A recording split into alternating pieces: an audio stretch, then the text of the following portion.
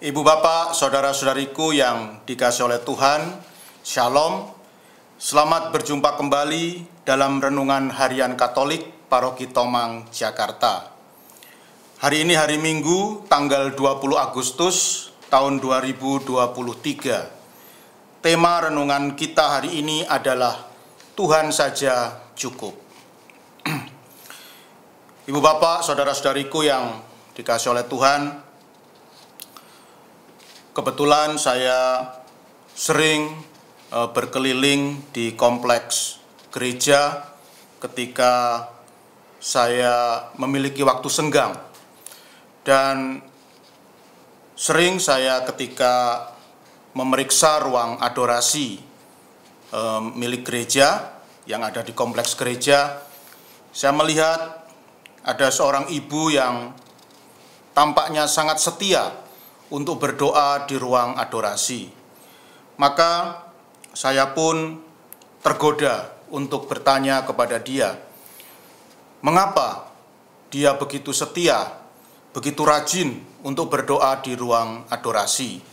Dan kemudian ibu itu pun bersharing kepada saya, Romo, kebiasaan saya untuk setiap hari berdoa di ruang adorasi itu bermula ketika saya menderita sakit diabetes. Jadi kebetulan saya adalah seorang penyandang penyakit diabetes dan saya ingin sekali penyakit diabetes saya ini bisa segera sembuh.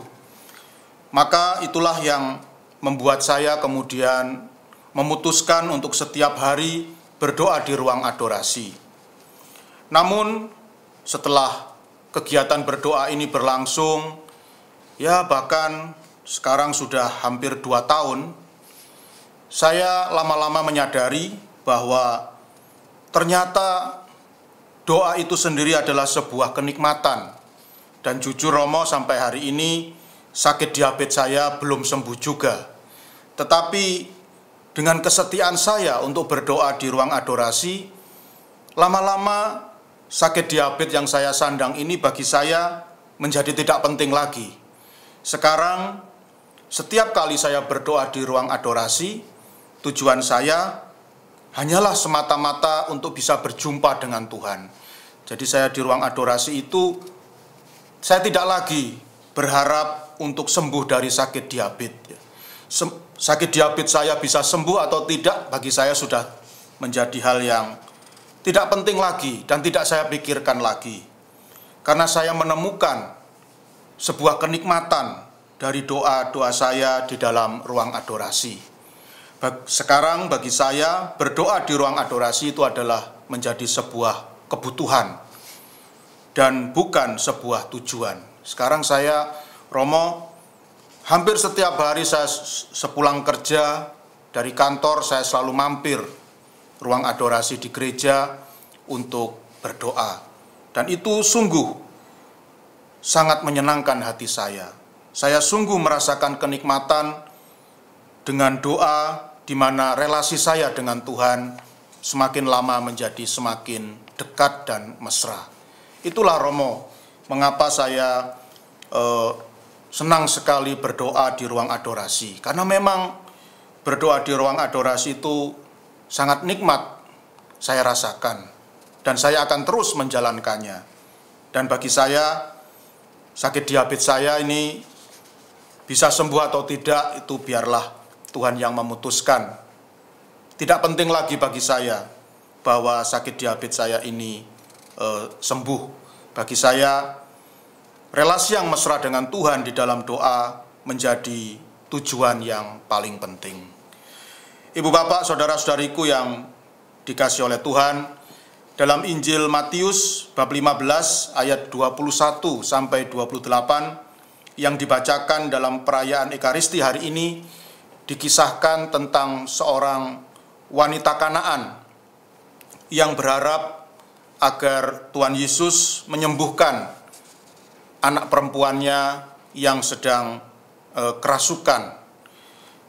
Dan reaksi Tuhan Yesus terhadap permintaan wanita Kanaan ini sungguh unik dan menarik ya. Jadi perlu diketahui orang Kanaan itu adalah orang kafir, ya. Jadi orang Kanaan itu berbeda dengan orang Yahudi.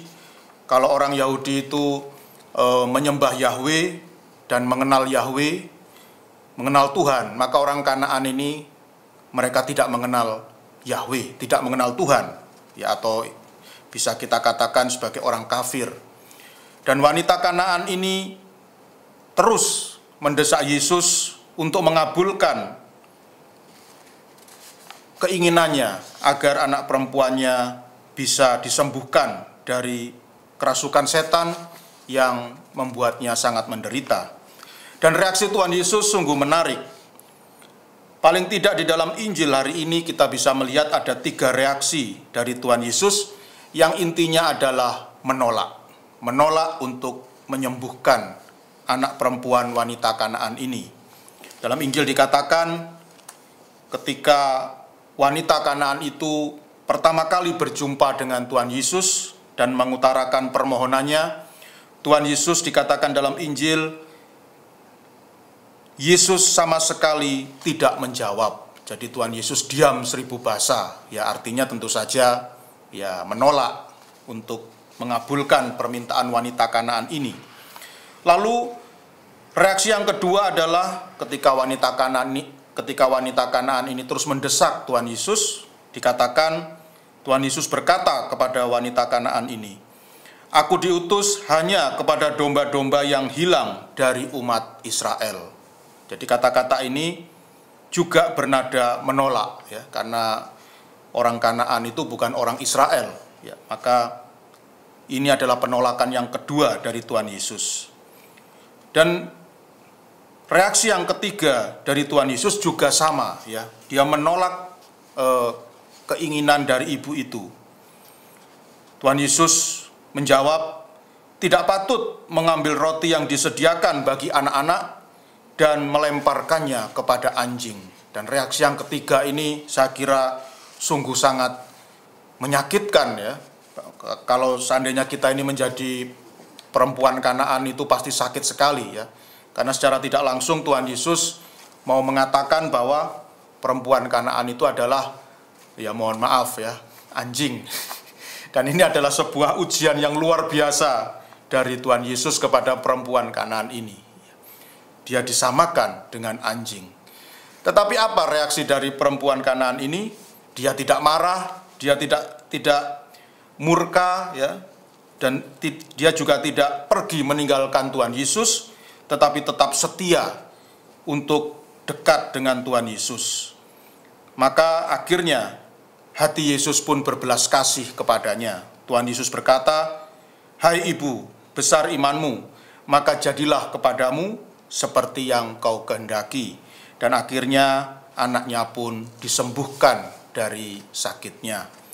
Nah, ibu bapak, saudara-saudariku yang dikasih oleh Tuhan, sikap dari perempuan Kanaan ini sungguh luar biasa. Jadi kedatangannya kepada Tuhan Yesus ya mirip dengan ibu yang saya jumpai di ruang adorasi tadi. Bagi perempuan Kanaan ini, apakah anaknya sembuh atau tidak menjadi tidak penting lagi ketika dia berjumpa dengan Yesus. Bagi perempuan Kanaan ini, yang penting, hal yang paling penting baginya adalah perjumpaan dengan Yesus itu sendiri, perjumpaan dengan Tuhan Yesus itu sendiri. Bagi dia, anaknya disembuhkan atau tidak itu menjadi hal yang tidak penting lagi. Dan itulah memang inti dari relasi kita dengan Allah. Ibu bapak, saudara-saudariku yang dikasih oleh Tuhan, banyak orang beranggapan bahwa doa adalah sarana bagi manusia untuk memohon kepada Tuhan agar ia dapat memperoleh segala sesuatu yang ia inginkan di dalam kehidupan ini. Bila demikian, maka makna doa itu akhirnya menjadi sangat sempit, ya, juga sangat dangkal, ya. Saya berdoa supaya apa yang saya inginkan di dunia ini saya dapatkan. Jadi seperti ada relasi bisnis dengan Tuhan begitu ya. Jadi saya mau berdoa asal ya apa yang saya butuhkan diberikan oleh Tuhan. Dan ini menjadikan doa itu maknanya menjadi sangat dangkal dan sempit. Oleh karena itu, ibu bapak, saudara-saudariku yang terkasih, marilah kita belajar dari salah satu orang kudus Karmel, yaitu Santa Teresa Avila.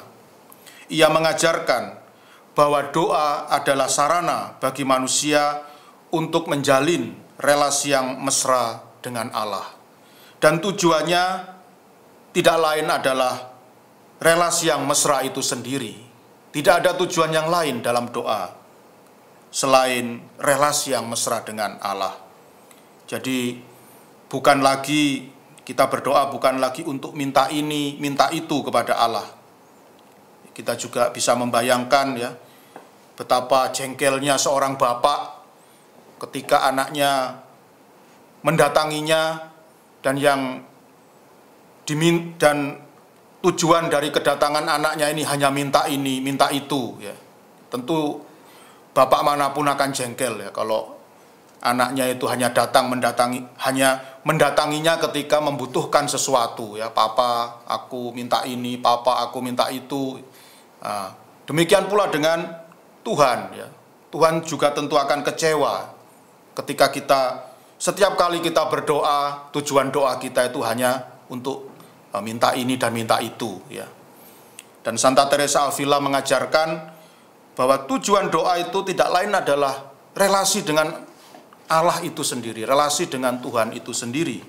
Tidak ada tujuan yang lain. Tujuan dari doa semata-mata adalah relasi yang mendalam antara Bapa dengan anaknya, antara Allah dengan kita. Itulah mengapa Santa Teresa Avila pernah berkata, "Solo Dios basta," sebuah kata-katanya yang sangat terkenal, yang artinya Tuhan saja cukup. Bagi Santa Teresa Avila, apa yang ia rindukan dalam doa-doanya adalah Allah itu sendiri, dan bukan hal-hal di luar Allah yang hanya bertujuan memuaskan keinginan duniawi. Ibu bapak, saudara-saudariku yang dikasihi oleh Tuhan, Allah adalah Bapa kita dan kita adalah anak-anak kesayangannya. Marilah kita jadikan doa sebagai sarana bagi kita untuk memperdalam dan mempererat relasi kita dengan Allah. Karena hanya di dalam relasi yang mesra dengan Allah ada damai sejahtera yang sejati, yang tidak pernah berkesudahan. Tuhan memberkati.